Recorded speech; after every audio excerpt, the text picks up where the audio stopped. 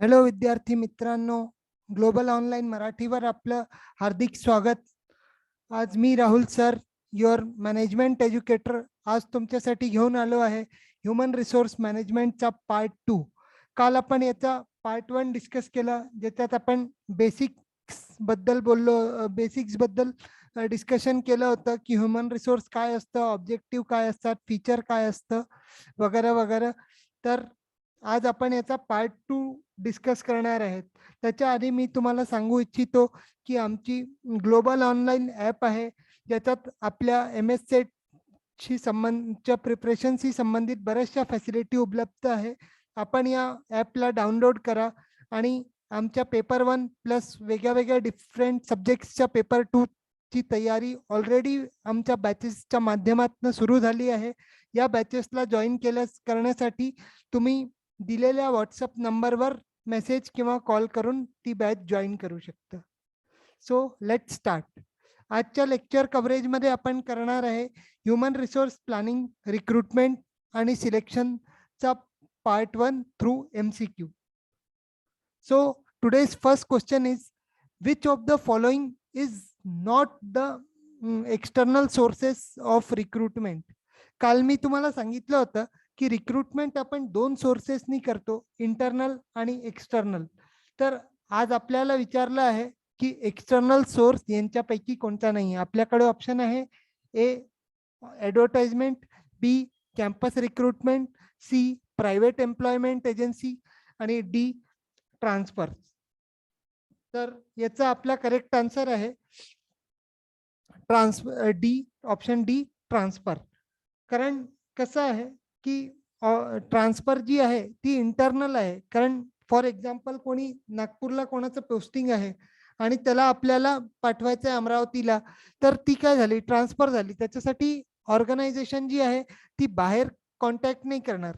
ती काय करेल की इंटरनलीच त्याला रिक्रूट करून देईल, जे जिथे वेकन्सी आहे तिथे. आता तुम्ही म्हणा ॲडव्हर्टायझिंग, कॅम्पस रिक्रुटमेंट आणि प्रायव्हेट एम्प्लॉयमेंट एजन्सी. ॲडव्हर्टाइजमेंट तर आपण पाहतो की फॉर एक्झाम्पल याच्यात तुम्हाला एम्प्लॉयमेंट न्यूजचं काल उदाहरण दिलं होतं मी.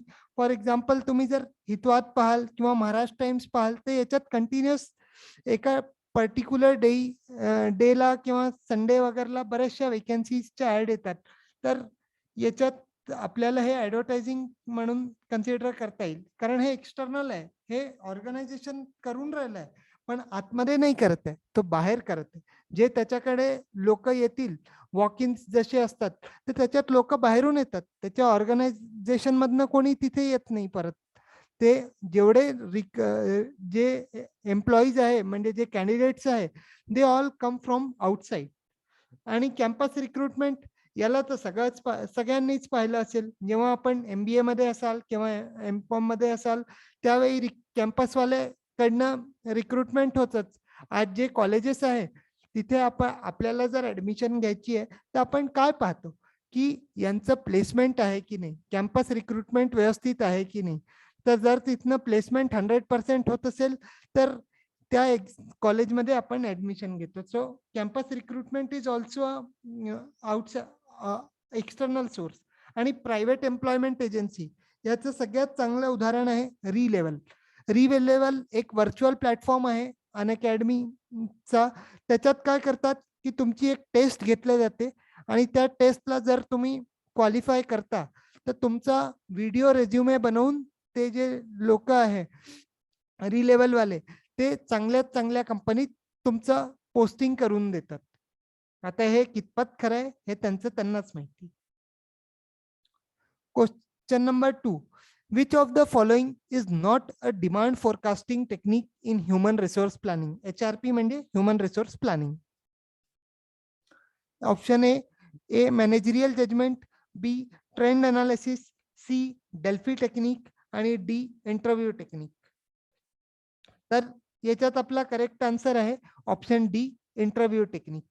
कारण इंटरव्ह्यू टेक्निक जी आहे ती बेसिकली डाटा कलेक्शन साठी आहे. ही ती काही हे नाही आहे, म्हणजे आपल्याकडे यांनी ह्युमन रिसोर्स प्लॅनिंग नाही करत आहे. आता मॅनेजरियल जजमेंट मध्ये काय होतं की जे मॅनेजर्स आहे, जे खूप दिवसापासून काम करत आहे, जे सगळं मॅनेज करत आहे, यांची आपण काय घेतो, जजमेंट घेतो. आणि जे ट्रेंड अनालिसिस आहे त्याच्यात आपण पाहतो की पास्ट मध्ये इतके लोक होते, मग त्याच्या आदल्या वर्षी इतके लोक होते, या फील्ड या डिपार्टमेंट मध्ये इतके लोकांची गरज असते. फॉर एक्झाम्पल फायनान्स मध्ये 10 लोकांची गरज असते, मार्केटिंग मध्ये जास्ती काम असतं तर तिथे 15 लोकांची गरज असते. तर असे जे आपण जुने ट्रेंड पाहतो, फॉर एक्झाम्पल आता तुम्हाला 2022 आहे, तर 2022 मध्ये जर रिक्रुटमेंट करायची आहे तर तुम्ही काय कराल, 18, 19, 20 आणि 21 असा ट्रेंड पाहाल आणि तिथे जे फिगर्स तुम्हाला मिळतील त्यांचा यूज करून तुम्ही रिक्रुटमेंट कराल. मग ऑप्शन सी आहे डेल्फी टेक्निक. डेल्फी टेक्निक हे आपण कालही डिस्कस केलं होतं. तर डेल्फी टेक्निक जे आहे त्याच्यात काय होतं की आपण एक्सपर्ट्सची ओपिनियन घेतो. वेगळे वेगळे जे एक्सपर्ट्स असतात ते त्यांची आपण ओपिनियन घेतो. आणि याला तुम्हाला काल कीवर्डही सांगितलं होता मी, एक्सपर्ट ओपिनियन, असं लक्षात ठेवायचं. कारण या छोट्या छोट्या गोष्टी आहे पण या परीक्षेत खूप हेल्प करतात तुम्हाला. कारण आपण विसरून जातो, कारण परीक्षेत क्लायमेट कसं असतं हे तुम्हाला माहिती आहे की थोडं टेन्स, थोडं मग एखादा हेडेक वाला प्रश्न दिसला किंवा एखादा असे प्रश्न दिसले 2-3, तर मग आपलं काय की जे येतं आपल्याला तेही चुकण्याची बरीच शक्यता वाढते.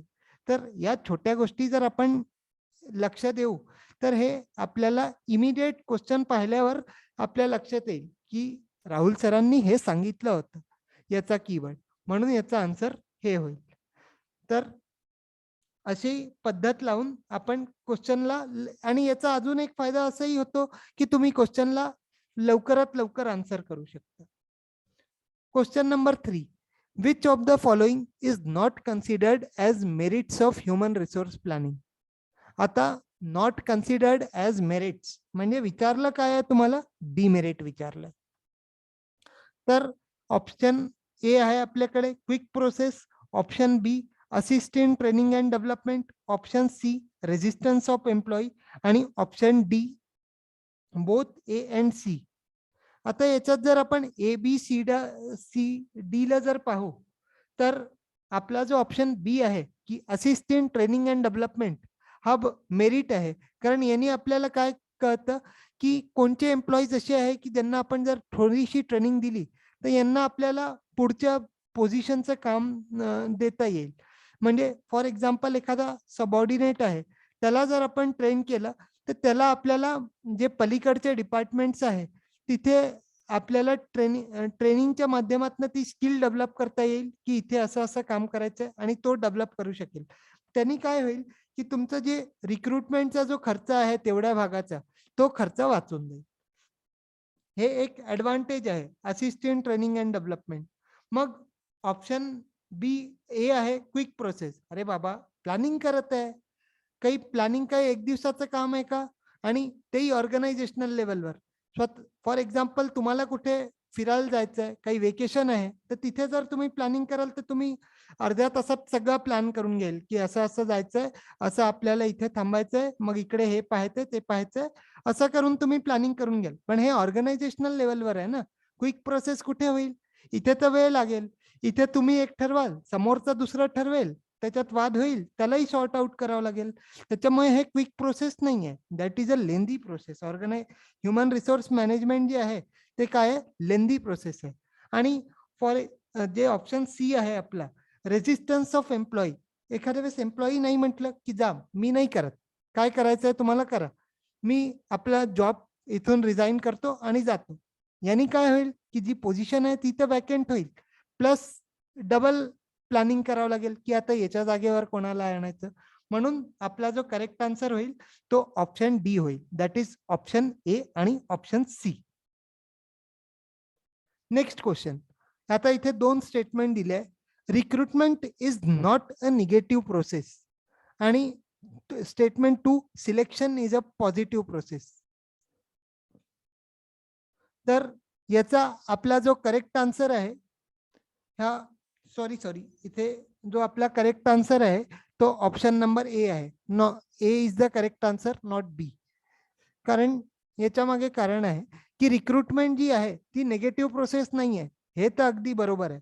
कारण रिक्रुटमेंट मध्ये काय होतं की तुम्ही सगळे कॅन्डिडेट जितके तुमच्याकडे येतील 1 2 3 4 5 ही तुमची ऑर्गनायझेशन आहे, इथे जितके येतील सगळ्यांना तुम्ही चान्स द्याल. That is a positive sign. पण सिलेक्शन मध्ये काय होईल की जे तुम्हाला जो बेस्ट वाटेल, सपोज हा कॅन्डिडेट तुम्हाला बेस्ट, हा कॅन्डिडेट ए आहे, तो तुम्हाला बेस्ट वाटला तर तुम्ही त्याला सिलेक्ट करून घ्याल आणि बाकीच्यांना बाय करून द्याल. टाटा, आम्हाला जो पाहिजे होता तो मिळाला, आता बाकीचे जा दुसरीकडे पाहत बसा. अशामुळे सिलेक्शन जी आहे ती निगेटिव्ह प्रोसेस आहे, कारण याच्यात एकाचा फायदा आणि दुसऱ्याचं नुकसान होतं. That's why it is a negative process. म्हणून आपला जो ऑप्शन ए आहे तो statement 1 is correct but statement 2 is incorrect. That is correct option. Option number statement A जो आहे तो करेक्ट आहे आणि बी जो चुकून इथे रेड मार्क झाला that is wrong. Question number 5. The Delphi technique is a based on expert opinion, B manpower planning technique, C group decision making tool आणि option D all of the above. हा फारच simple आहे, please don't make it wrong. तर आता याच्यात आपल्याला answer जो आहे याचा तो ऑप्शन आहे the most common option all of the above. कारण एक्सपर्ट ओपिनियन हे आपण कालपासूनच डिस्कस करून चाललो आहे.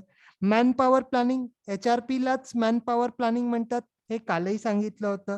आणि ग्रुप डिसिजन, कारण काय वेगळे वेगळे एक्सपर्ट्स बसले आहे 1 2 3, सगळ्यांची आपण ओपिनियन घेऊ आणि जोपर्यंत ती मॅच नाही होणार तोपर्यंत आपण त्यांना जा असं नाही म्हणणार. म्हणून A, B, C all of the option are correct. Therefore, option D all of the above is correct. Question number 6. The test which is conducted to get in-depth knowledge about the value system, attitude, emotional stability and moods is called dash test. आता जेव्हा पण selection होतं तेव्हा वेगळ्या वेगळ्या प्रकारचे तुमचे taste घेतले जातात. तर त्याच्याबद्दल विचारलंय की हे कोणचं टेस्ट असेल जिथे तुम्ही त्याची तुम्हाला नॉलेज पाहिजे की त्याला त्याचे व्हॅल्यूज काय आहे, ॲटिट्यूड कसा आहे, इमोशनली तो कितपत स्टेबल आहे आणि त्याचा मूड कसा असतो, याच्याबद्दल जर तुम्हाला माहिती पाहिजे तर तुम्ही कोणची टेस्ट कराल. तर आपल्याकडे इथे जे ऑप्शन्स आहे intelligence test, medical test, personality test आणि नन ऑफ द अबव. तर आपला इथे करेक्ट आन्सर आहे पर्सनॅलिटी टेस्ट. आता इथे थोडंसं कन्फ्युजन होऊ शकतं, अगदी किंचित कन्फ्युजन होऊ शकतो. कारण तुम्ही म्हणाल की सर इंटेलिजन्सही होईल आणि पर्सनॅलिटी होईल, पण जर तुम्ही बी आणि डी मेडिकल इथे काही म्हटलंय का की ब्लड टेस्ट करत आहे किंवा काही इतर काही मेडिकल टेस्ट करत आहे, नाही ना. किंवा आयसाइटचा टेस्ट करत आहे असं काही ते स्पेसिफाय केलं नाही आहे क्वेश्चननी. म्हणून तुमचं बी ऑप्शन तर इझिली कटून जाईल आणि राहिला डी. जर बी कटला तर डी पण कटून जाईल. आणि ऑप्शन ए आणि सी मधनं आपल्याला निवडायचं आहे, तर व्हॅल्यूज कोणाच्या राहतील, पर्सनच्या राहतील ना. मूड कोणाचा राहील, पर्सनचा राहील. ॲटिट्यूड कोणाचा राहील, पर्सनचा राहील. दॅट वाय असं करून आपण अशी टेक्निक्स लावायच्या आणि यांनी आपण करेक्ट आन्सर काढायचं. The correct answer is option C personality test. कारण एका पर्सनच्या व्हॅल्यूजला जर आपल्याला जज करायचं आहे, ॲटिट्यूडला जज करायचं आहे, इमोशन्सला जज करायचं आहे, तर आपण कोणती टेस्ट लावू, पर्सनॅलिटी टेस्ट.